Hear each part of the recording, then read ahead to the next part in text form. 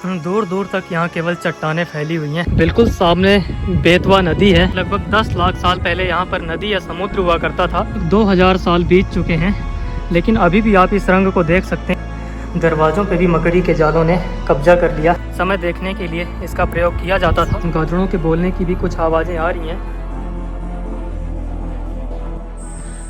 Hello दोस्तों, स्वागत है आपका फिर से एक नए वीडियो के साथ। और मैं हूँ उदयगिरी की गुफाओं में।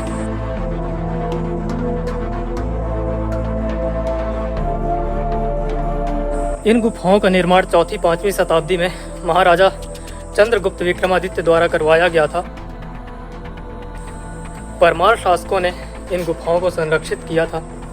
पिछले वीडियो में हालांकि आपने इस गुफा नंबर 13 को देखा था, जिसमें भगवान विष्णु की शयन करते हुए मूर्ति बनी हुई है। और इन दीवारों पर आप देख सकते हैं, गुफाओं की इन चट्टानों पर शंख लिपि में लिखा गया है।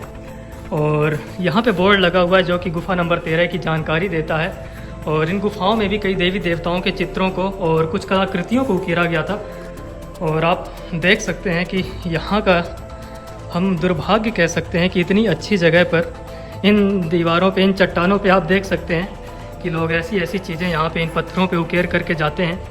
हालांकि यहाँ पे कई जगह बोर्ड लगाए गए हैं कि इन गुफाओं के चट्टानों पर किसी भी प्रकार के निशान ना छोड़ें।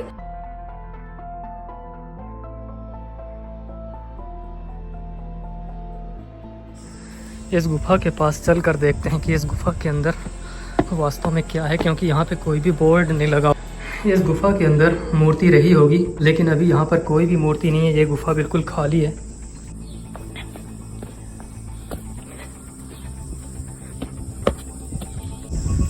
ये गुफा की दीवार में भगवान गणेश की मूर्ति बनी हुई है।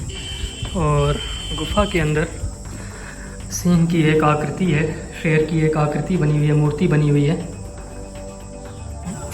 इन गुफाओं में कई मूर्तियों को बनाया गया था, लेकिन वो मूर्तियां अभी खंडित हैं। भगवती माँ दुर्गा की मूर्ति है। और इसके अंदर लगभग 20 गुफाएं फैली हुई हैं, जो कि दूर दूर हैं। हालांकि ये छोटी छोटी पहाड़ियों पर स्थित हैं, लेकिन ये बिल्कुल भी पास में नहीं है। यहाँ पे एक बोर्ड लगा हुआ है और यहाँ पर भी बिल्कुल पीछे इस गुफा में गणेश जी की मूर्ति है। और इन मूर्तियों में आप देख सकते हैं, जो इन मूर्तियों को रंगा गया था, ये रंग लाल लाल अभी भी दिखाई दे रहा है। ये पूरी तरह से प्राकृतिक है, जो कि पेड़ों की जड़ों को काट करके, उन्हें भिगो करके और फिर इस रंग को बनाया जाता था। लगभग 2000 साल बीत चुके हैं, लेकिन अभी भी आप इस रंग को देख सकते हैं कि ये बहुत ही अच्छी तरह से देखा जा सकता है। दूर दूर तक यहाँ केवल चट्टानें फैली हुई हैं। और कई चट्टानों पर चलते हुए जब हम यहाँ तक पहुँचे तो एक और गुफा यहाँ पर दिखाई दी। हालांकि इस गुफा के अंदर आप देख सकते हैं कि कुछ भी नहीं है। दरवाज़ों पे भी मकड़ी के जालों ने कब्जा कर लिया और गुफा के अंदर कोई भी मूर्ति नहीं है। सामने दिख रही है ये बेतवा नदी है।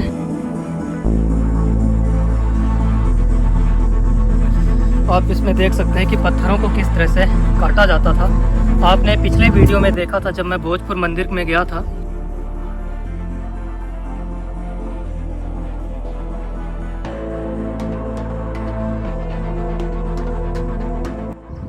यहाँ पर है गुफा नंबर 20। गुफा नंबर 20 जो है ये जैन तीर्थंकर भगवान पार्श्वनाथ जी को समर्पित है। तो यहाँ की जो एक चट्टान पर घड़ी बनाई गई है और यहाँ पे जो बोर्ड लगा हुआ है, इसमें जानकारी दी गई है कि यहाँ पर जो मज़दूर काम करते थे, उनकी छुट्टी देने के लिए, समय देखने के लिए इसका प्रयोग किया जाता था।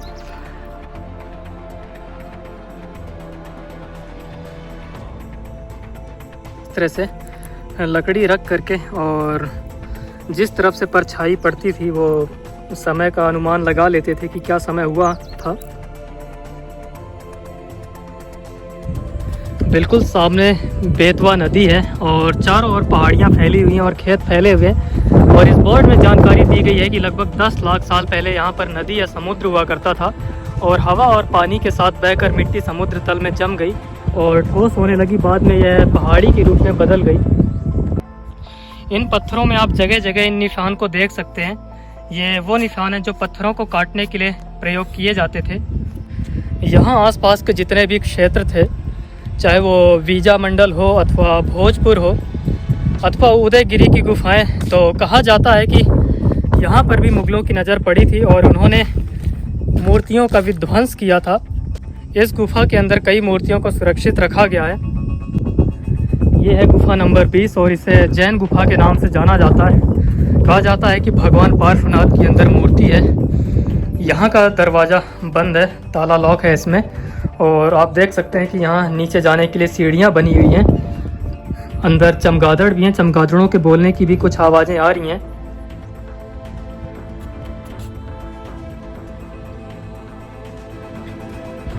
यहाँ पर भी हो सकता है कि कोई मूर्ति रही होगी।